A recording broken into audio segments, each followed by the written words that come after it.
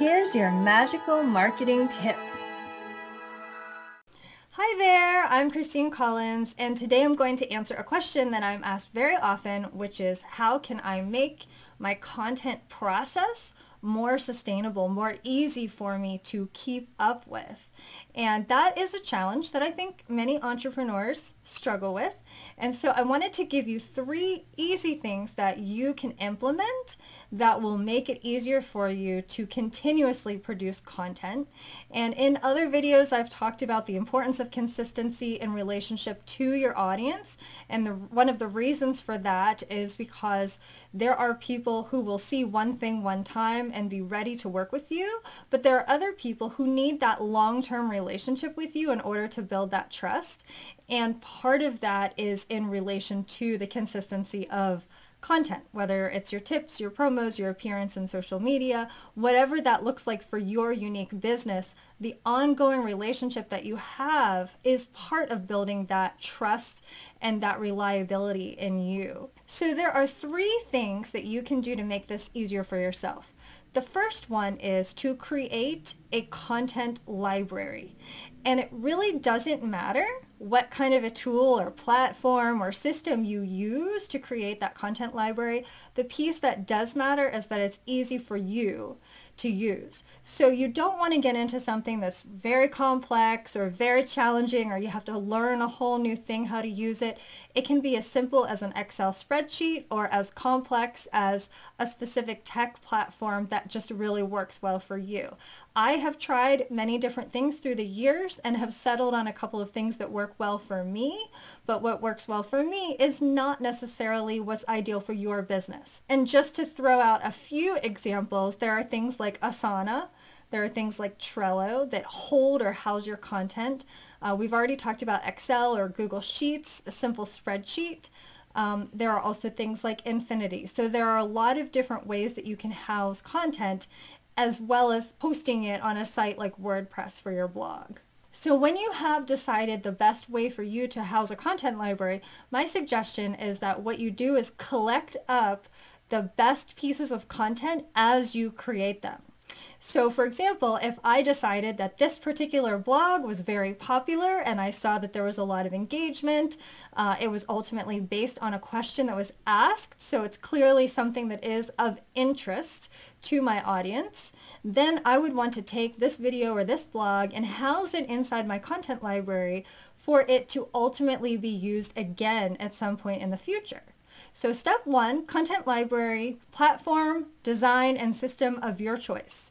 It ultimately is simply a way for you to create a collection that you can tap back into for various different things, and we'll discuss some of those things in just a second. So content library, housing your best content. You don't have to save everything. If you create something and it was kind of a flop, or you decided it just wasn't your best work for whatever reason, it doesn't have to get included. It just depends on how quickly you're trying to build your library, ultimately how many pieces you need to have in there, and whether or not you decide that that particular piece of content belongs as part of that collection. The second piece is to repurpose. And so that is where we go into the content library. We identify the pieces that can and should be repurposed. And again, it doesn't have to be everything in your library. You may have shared something, let's say you shared it for a particular occasion, a holiday or something going on in your life, and it was just a personal share. And therefore, it's not relevant for you to take it and use it again.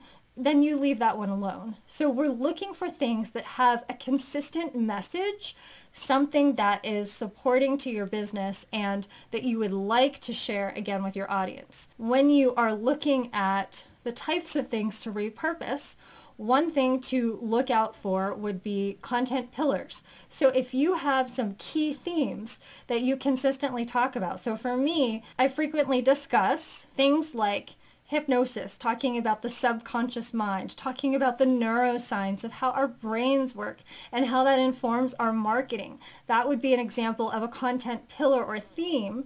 And so I might be looking for content that is consistent with that theme.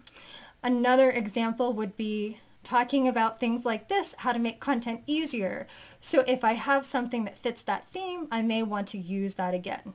So once you've identified a few things that really seem to be worth taking the time to repurpose, then you can decide how you wish to repurpose it. One way to repurpose content is to simply share the same or very similar work again after a period of time. So you wouldn't necessarily want to share it again the next day, but maybe in a month or 3 months or something like that, whatever interval feels right for you, you may want to put that exact same work or alter it slightly, maybe change the opening line so that there's something fresh about it and share it out again because number one, there will be some people who have missed it. They just never saw the first one. And number two, sometimes we need to see the same message more than once for it to really sink in. And sometimes people are listening to a video or an audio or they're reading a blog while they're multitasking, doing something else. They may have missed a portion of what you said.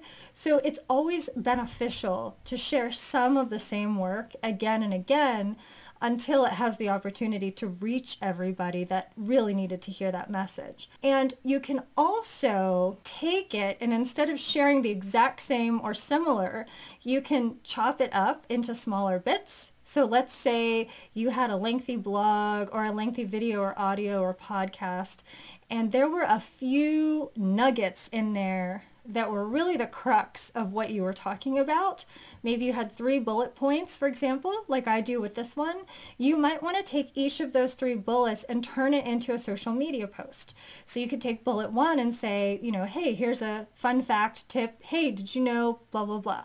Share your tip, include some kind of an image, something that makes it unique from the original share.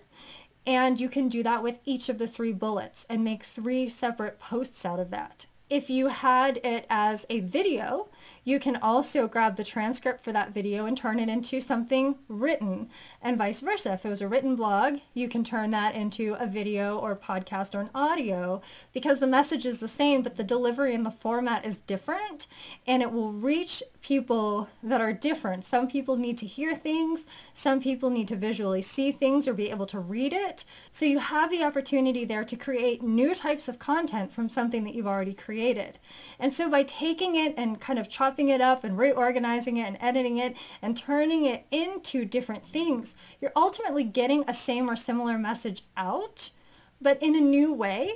And perhaps, as in the example of breaking it down into the 3 bullets, you're sharing it in a more bite-sized way. So somebody who did not have the time to sit there and listen to the full video or sit there and read the full blog can get just one quick tip out of it and see it on your social media or in a group or something like that and still benefit from your wisdom and what you had to share there. So content library, repurposing, and then the third one is to batch your work by energy. Now there are a lot of different ways to create content, and I have, obviously a whole host of videos about how to get into creative flow and how to get juicy ideas for your content. But as far as the creation process itself, it can be broken down into creating, editing, and then planning it out. So there's the creation process where you are recording the video, writing the blog, doing the work of generating the content. Then there's usually some kind of an editing process. And I know that sometimes people will outsource this, so you can decide if this is relevant to you or not. But there are moments of either cropping a video, editing a blog, what I call killing your darlings and really cutting out the irrelevant pieces, making it as succinct as possible so that your audience can truly digest it and get the core of what you're talking about. Ultimately, just polishing and refining the overall finished product. So that's the editing process. And then the planning part of it is deciding how, when, and where you're going to share that work. So are you going to post it to social media the next day? Or are you going to save it and put it into a WordPress blog a week away? Or are you going to post it into Facebook groups next month? So it's deciding the logistics of the how, when, and where to share that work. That is the planner concept. And each of these different processes require a different kind of energy. In order to create something, we have to step into the creator mind, the mind that can generate juicy, exciting, thrilling ideas, the mind that can decide what work is relevant to our audience. The editor mind is almost the opposite of the creator mind. It's ruthless. It's slash, cut, crop, deciding which sentences are redundant, and you've already said it enough, you don't need to keep saying the same. So the editor is ruthless, and it's a very different energy than the creator. And sometimes it's confusing to try to do all of that like in the same day or in the same hour. So deciding for you how you want to plan that out. And I'll just tell you the way that I do mine, and it doesn't have to be the way you do yours, but I like to record a batch of videos and then at a completely different time go in and edit them. Or I might write a few blogs. I might, sometimes I'll just kind of sit there with my notebook and brainstorm like, okay, these are some really exciting blog ideas, or here's some sales copy, here's some things I want to include in my next round of content. And I'll write them down, and then I actually edit them at a different time. And then deciding how and when I want to share it happens at a different time as well, so that I'm not overwhelmed by this process of, okay, I've got to record this video, and then I've got to edit this video, and then I've got to decide when to share this video.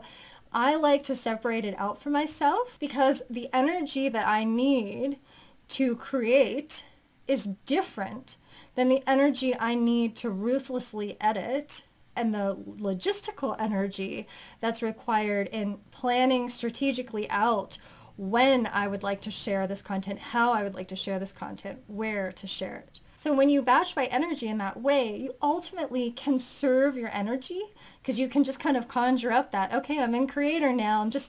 Any idea is a good idea. There's no bad ideas. Just write down everything. And then later you can go back and slash and burn and decide, no, that one wasn't very interesting. I'm not going to record that one. I'm not going to write that one. So it allows you the freedom to conserve your energy based on that mode that you're working from. So those are 3 ways that you can make your content process energy reducing, more sustainable. Number 1, content library. Number 2, repurposing. And then number 3, batching by energy. Thanks for listening. This is Christine Collins at transformcreate.com.